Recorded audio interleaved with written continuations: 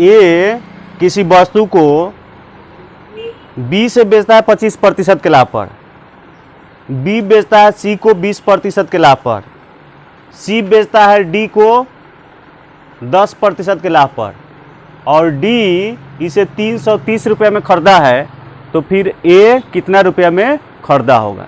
ऐसा प्रश्न है तो इसको हम बनाएंगे। ए बेचता है बी को कितना परसेंट के लाभ पर, 25% के लाभ पर।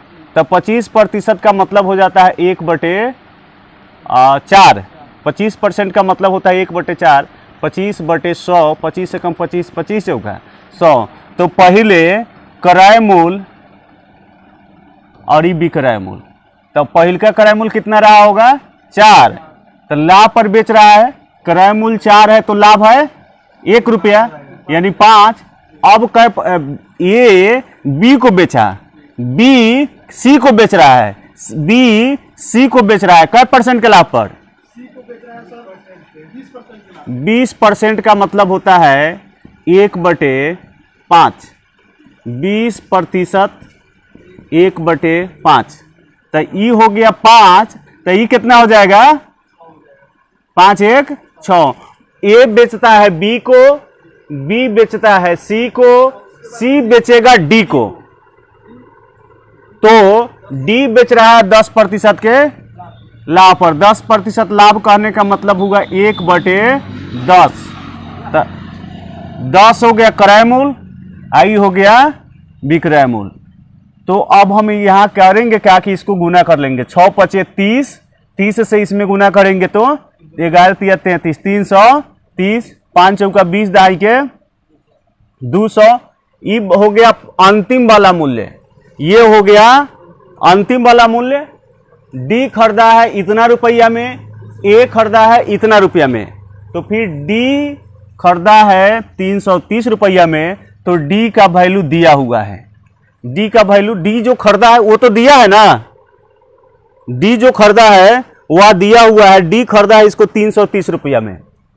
330 कितना गुना है इससे, ये 1 गुना है, तो इसका 1 का क्रय मूल्य हो जाएगा इसका 1 गुना 200। 200 इसका आंसर होगा, 200 इसका आंसर होगा।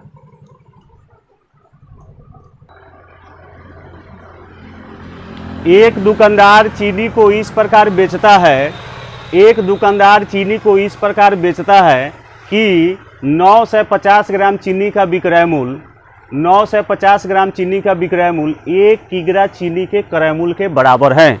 9 से 50 ग्राम चीनी का विक्रय मूल्य 1 किलोग्राम चीनी के क्रय मूल्य के बराबर है। 1 किलोग्राम चीनी के क्रय मूल्य के बराबर है, यानी 1 किलो चीनी का विक्रय मूल्य, 1 किलो चीनी का क्रय मूल्य, 1 किलो चीनी का क्रय मूल्य, 1 किलो चीनी का क्रय मूल्य, क्रय मूल्य, क्रय मूल्य। 1 किलो चीनी में 1000 ग्राम होते हैं।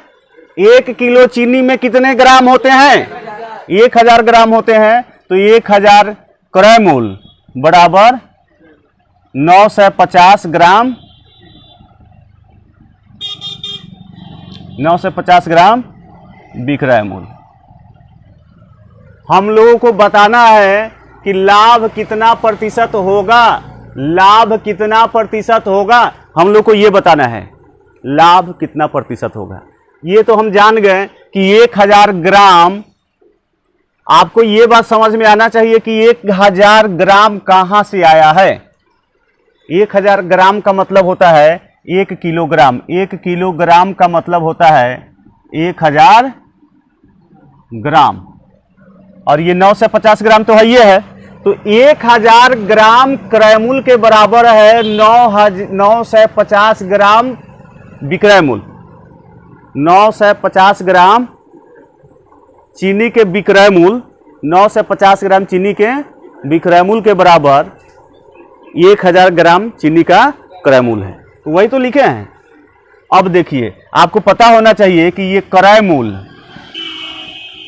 अनुपात विक्रय मूल्य अगर बताना हो, क्रय मूल्य अनुपात विक्रय मूल्य बताना हो, तो ये पिछले हम लोग पढ़ चुके हैं, पिछले क्लास में ये पढ़ चुके हैं कि ये हो जाएगा क्रय मूल्य, ये क्रय मूल्य का हो जाएगा 9 से 50 अनुपात, और ये हो जाएगा विक्रय मूल्य का अनुपात।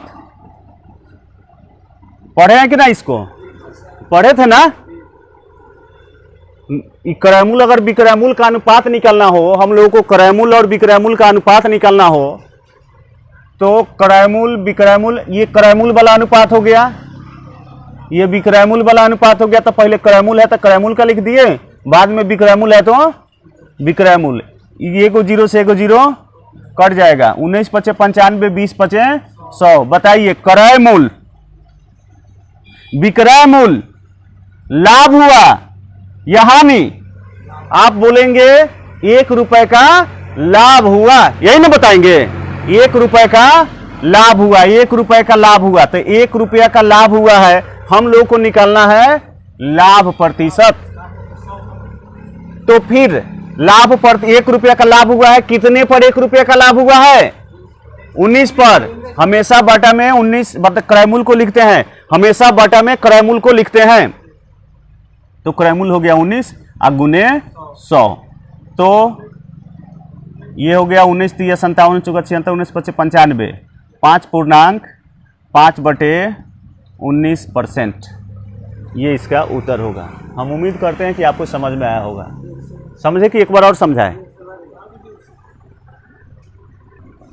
आइए एक बार और समझते हैं। एक दुकानदार चीनी को इस प्रकार बेचता है कि 950 ग्राम चीनी का विक्रय मूल्य, 950 ग्राम चीनी का विक्रय मूल्य, 950 ग्राम चीनी का विक्रय मूल्य 1 किलोग्राम चीनी के क्रय मूल्य के बराबर है। 1 किलोग्राम चीनी का मतलब, 1 किलोग्राम का मतलब हो गया 1000 ग्राम। तो 1000 ग्राम क्रय मूल्य के बराबर है। तो अब ये ये हो गया। अगर इस पर हम पिछले क्लास में वीडियो देखे थे, पढ़े भी थे। इसका हो गया क्रय मूल्य का अनुपात, ये हो गया, और विक्रय मूल्य का अनुपात ये हो गया। अगर हमें क्रय मूल्य और विक्रय मूल्य का अनुपात निकालना हो तो क्रय मूल्य का हो जाएगा, क्रय मूल्य का हाई हो जाएगा 950, अब विक्रय मूल्य का हो जाएगा 1000। कट भी जाएगा, 19 पचे 95, 20 पचे 100। अब देखिए कितने का लाभ हुआ है। क्रय मूल्य 19 है तो विक्रय मूल्य 20 है। 1 का लाभ हुआ है, 1 का लाभ हुआ है कितना में? 19 में गुने 100। ये हो जाएगा 5/5/19। ये उत्तर होगा ए नंबर। एक, यदि किसी निर्माता का लाभांश 10%, थोक विक्रेता का लाभांश 15% तथा फुटकर विक्रेता का लाभांश 25% हो, तो उस वस्तु का उत्पादन मूल्य क्या होगा? ये कंपनी की बात हो रही है, ये कंपनी की बात हो रही है।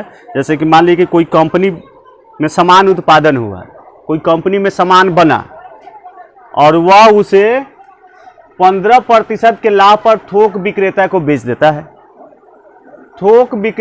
10% के लाभ पर थोक विक्रेता को बेच देता है।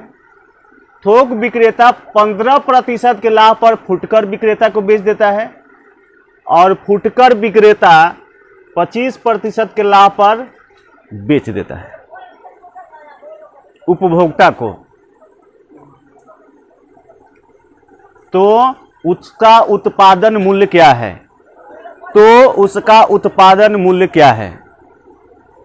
कौन वाला मूल्य पूछ रहा है? उत्पादन मूल्य का मतलब कि पहले कंपनी को कितना खर्चा लगा, कंपनी को कितना खर्चा लगा, ये पूछ रहा है। तो कंपनी को कितना खर्चा लगा मतलब कि पहले वाला पूछ रहा है। फुटकर विक्रेता जो है, फुटकर विक्रेता का जो मूल्य है, क्रय मूल्य है 1265 रुपया है। फुटकर विक्रेता का जो क्रय मूल्य है 1265 रुपया है। कंपनी का निर्माता का कितना खर्चा लगा है ये पूछ रहा है। तो ऐसे प्रश्न हम पहले भी बताए हैं। 10% का मतलब हो गया, 10% का मतलब हो गया 1/10। 10% का मतलब 1/10, यानी कि पहले 10 था, अब 1 रुपया का लाभ हो जाएगा 10 पर, तो 11 हो जाएगा। फिर 15% का लाभ होता है। 15% का मतलब हो गया 15/100, 3 पचे 15, 20 पचे 100, यानी 20 की वस्तु कितना में बेच रहा है? फुटकर विक्रेता, थोक विक्रेता 20 की वस्तु कितना में बेचेगा? 20 और 3 23 में बेचेगा। फुटकर विक्रेता, थोक विक्रेता का ही हो गया। फुटकर विक्रेता 25% पर, फुटकर विक्रेता को थोक विक्रेता 25% के लाभ पर बेचता है। तो 25% का मतलब हो गया 1/4, यानी कि 4 रुपए की वस्तु 5 रुपए में बेच दिया। तो एक हो गया कंपनी बेच दिया थोक विक्रेता को, थोक विक्रेता बेच दिया फुटकर विक्रेता को, कंपनी हो गया, थोक विक्रेता हो गया, फुटकर विक्रेता हो गया, तीनों हो गया ना। अब इसको हम लोग यहाँ पर गुना करेंगे। अब इसको हम लोग यहाँ गुना करेंगे। 20 चौका 80 में 10 से गुना करेंगे 800, आई हो गया 11 पचे 55, चाहे 23 पचे 115, गुना कीजिए 11 पचे 55, कितना हो जाएगा? 1265। तो अंतिम वाला इससे इसमें गुना करेंगे तो 1265 होगा। इससे इसमें गुना करेंगे तो 800 होगा। ये अंतिम वाला का हो गया। अंतिम वाला का हो गया। अंतिम वाला का क्रय मूल्य कितना है? 1265। तो इसकी वैल्यू 1265 है। 1265 इससे एक गुना ही तो है, तो इससे एक गुना 800 ही होगा, यानी कंपनी का जो लागत मूल्य होगा 800 होगा। कंपनी का लागत मूल्य 800 रुपए होंगे।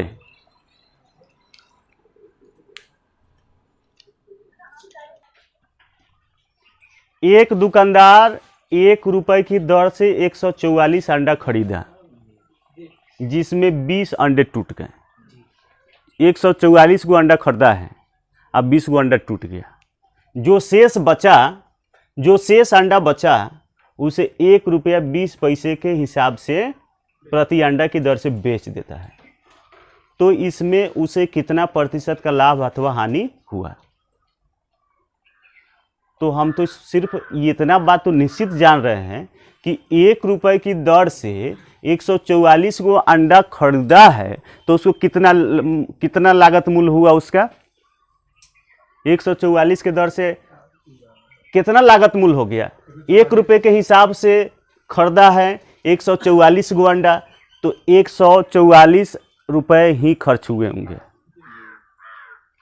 144 रुपये खर्च हुआ, 20 गो अंडा टूट गया, 20 अंडे टूट गए, तो शेष अंडा 20 अंडा टूट गए, तो शेष हो गया 144 घटाओ 20, कितना बच गया? 124। 124 अंडा को 1 रुपया 20 पैसे के हिसाब से बेचता है। शेष अंडे को 1 रुपया 20 पैसे के हिसाब से बेचता है। शेष अंडा को 1 रुपया 20 पैसे के हिसाब से बेचता है, तो शेष अंडा उसे कितना है? 124। तो 124 का वह बेच रहा है 1 रुपया 20 पैसे के हिसाब से। इसके हिसाब से बेच रहा है, तो कुल विक्रय मूल्य कितना होगा ये तो जान ले। कुल क्रय मूल्य कितना है? कुल क्रय मूल्य कितना है? 144 है, तो विक्रय मूल्य, कुल विक्रय मूल्य निकाल लेंगे तो था चल जाएगा लाभ हुआ कि हानि। तो विक्रय मूल्य गुना कर दीजिए, 124 ही है और एक का विक्रय मूल्य इतना है, तो 124 का विक्रय मूल्य से निकालने के लिए गुना करेंगे। 12 चौका 48 के 8 हाथ में 4, 12 दूनी 24, 4 28 के 8 हाथ में 2, 12 कम 12 2 14, एगो 0, दशमलव के बाद 2 अंक है, 1-2 अंक छाट के दशमलव डाल दिए। इतना रुपया हो गया विक्रय मूल्य। क्रय मूल्य था 144 गो अंडा 1 रुपये अंडा की दर से खरीदा है, तो 1 रुपये की दर से 144 अंडे का क्रय मूल्य 144 रुपये हुए। 144 रुपये ही हुए ना। 144 के हिसाब से, 1 रुपये के हिसाब से 144 अंडा का क्रय मूल्य 144, अब विक्रय मूल्य 148.80 रुपया। तो लाभे तो हुआ, कितना लाभ हुआ? 4 रुपया 80 पैसा, 4 रुपया 80 पैसा। लाभ प्रतिशत निकले या हानि प्रतिशत निकले, हमेशा क्रय मूल्य पर निकलता है। तो क्रय मूल्य कितना है? 144 गुने 100 गुने 100। दशमलव के बाद जीरो का महत्व नहीं रहेगा। 4 5 6, 2 से कट जाएगा, 2 7 14, 2 दूनी 4, 24 दूनी 48, अब 72 दूनी 144, फिर कट जाएगा 24 तिया 72, 24 तिया 72, तो ये हो जाएगा 33.1/3%। 33.1/3% लाभ होगा, लाभ होगा 33.1/3% लाभ होगा।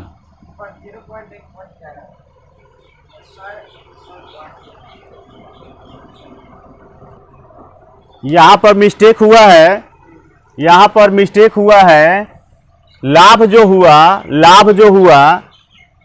144 रुपया खरीदा क्रय मूल्य हो गया और उसका विक्रय मूल्य हो गया 148 रुपया 80 पैसा, तो 4 रुपया 80 पैसा का लाभ हुआ। लाभ प्रतिशत हमेशा क्रय मूल्य पर निकलता है। तो क्रय मूल्य इसका है 144 बटा में 144 गुने 100।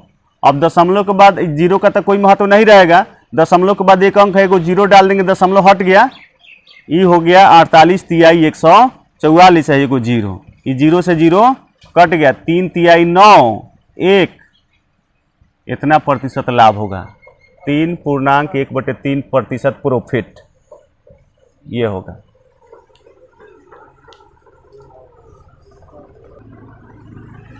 किसी वस्तु को 21 रुपया में बेचने पर एक व्यक्ति को क्रय मूल्य के बराबर प्रतिशत हानि हुई। किसी वस्तु को 21 रुपया में बेचने पर एक व्यक्ति को क्रय मूल्य के बराबर प्रतिशत हानि हुई। वस्तु का क्रय मूल्य कितना था? वस्तु का क्रय मूल्य कितना था? जब भी ऐसा प्रश्न बनाते हैं, तो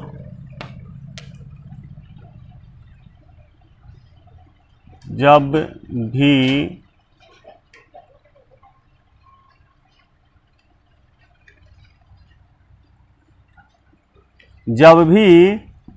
क्रय मूल्य के बराबर हानि प्रतिशत हो तो विक्रय मूल्य को ऐसे दो भागों में बांटेंगे कि योग 10 आवे। योग 10 आवे मतलब क्रय मूल्य को ऐसे दो भागों में बांटेंगे ताकि उसका योग 10 आवे। ऐसे गुणनफल के रूप में बांटना है, गुणनफल के रूप में बांटना है। तो 21, इसको ऐसे दो भाग में बांटिए, इसको ऐसे दो भागों में बांटिए ताकि उन दोनों को गुना करें तो 21 आ जाए, उन दोनों को गुना करें तो 21 आ जाए और जोड़ें तो फिर 10 आवे। ऐसा बताइए। तो आपका उत्तर होगा 7 और 3। 7 को 3 से गुना करेंगे तो 21 हो जाएगा, हो जाएगा ना। 7 और 3 जोड़ेंगे तो 10 आ जा रहा है, तो ये हो गया। फिर अब ये 7 हो सकता है या 3 हो सकता है, तो उत्तर तो नहीं है। अब 10 से गुना कर दीजिए, 10 से 10 में दोनों में गुना करेंगे तो 70 और 30, या तो एक उत्तर 70 होगा, एक उत्तर 30 होगा। ऐसे स्थिति में दो उत्तर आते हैं, ऐसे स्थिति में दो उत्तर आते हैं जिसको अगर क्रय मूल्य के बराबर हानि प्रतिशत हो तो फिर हम विक्रय मूल्य को ऐसे ही दो भागों में बांटेंगे ताकि योग उसका 10 हो और अंत गुणनफल उतना आता हो। तो इसका उत्तर ए नंबर होगा। इसका उत्तर ए नंबर होगा।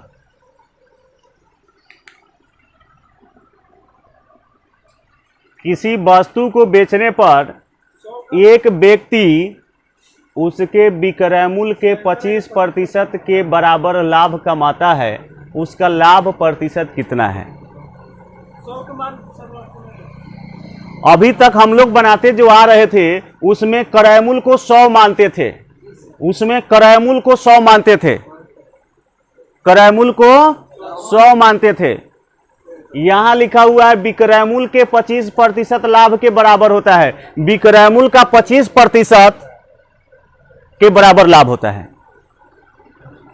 विक्रय मूल्य के 25%, विक्रय मूल्य के 25% के बराबर लाभ होता है। अगर हम यहां लिखते हैं क्रय मूल्य, यहां लिखते हैं विक्रय मूल्य, अगर मान लेते हैं 100 रुपया विक्रय मूल्य है, 100 रुपया विक्रय मूल्य है, तो लाभ कितना होगा? लाभ कितना होगा? अगर 100 रुपया विक्रय मूल्य हम मान लेते हैं तो लाभ कितना होगा? तो आप कहेंगे विक्रय मूल्य का 25% के बराबर लाभ होता है। विक्रय मूल्य के 25% के बराबर लाभ होता है कि नहीं? विक्रय मूल्य के 25% के बराबर लाभ कमाता है। विक्रय मूल्य कितना मान लिए? 100 का 25% कितना होगा? 25 ही तो होगा, यानी कि 25 रुपया लाभ कमाता है। यदि हम 100 रुपया विक्रय मूल्य मानते हैं तो उसका लाभ हो जाएगा 25 रुपया। आप अनुमान लगा सकते हैं कि वह कितना में खरीदा होगा? 75 में खरीदा होगा। तो आपका बिल्कुल उत्तर होगा कि 75 में खरीदा होगा। 100 रुपया की वस्तु 100 रुपया में किसी वस्तु को बेचता है और फिर उस लाभ जितना कमाता है विक्रय मूल्य के 25% के बराबर लाभ कमाता है। तो विक्रय मूल्य 100 माने हैं तो उसका 25% हो जाएगा 25, यानी कि 100 विक्रय मूल्य है, उसका 25% 25 हुआ, 25 लाभ कमाता है, यानी कि उसे खरीदा होगा वह 75 रुपया में, कि नहीं? 100 रुपया लाभ हो गया, 100 रुपया उसका क्या हो गया? क्रय मूल्य, विक्रय मूल्य 100 रुपया विक्रय मूल्य हो गया। तो उसका 25% लाभ कमाता है, इसका 25% 25 हुआ, इतना लाभ कमाता है। 100 रुपया में बेचा है, 25 रुपया का लाभ कमा रहा है। 100 रुपया में बेचा है, 25 रुपया का लाभ कमा रहा है, तो निश्चित तौर पर 75 रुपया में खरीदारी किया होगा। ये बात क्लियर है? यानी कि 75 रुपया में हम लोगों को जो निकालना है उसका लाभ प्रतिशत कितना है? कितना लाभ हुआ है? कितना लाभ हुआ है? 75 रुपए की वस्तु 100 रुपया में बेच दी है। 75 रुपए की वस्तु 100 रुपए में बेच दी है तो लाभ हो गया 25। हमेशा लाभ क्रय मूल्य पर निकलता है कि नहीं? तो लाभ क्रय मूल्य कितना है? 75 गुने 100, 25 या 75, 33.1/3% का लाभ हुआ। ये उत्तर हो जाएगा। हम उम्मीद करते हैं कि आपको ये सारे प्रश्न समझ में आए होंगे, और आप अगर मेरे चैनल पर नए हो तो कृपया मेरे चैनल को सब्सक्राइब करें, लाइक करें, और अच्छा लगा हो अपने सुझावों के लिए कमेंट करें। बहुत बहुत धन्यवाद।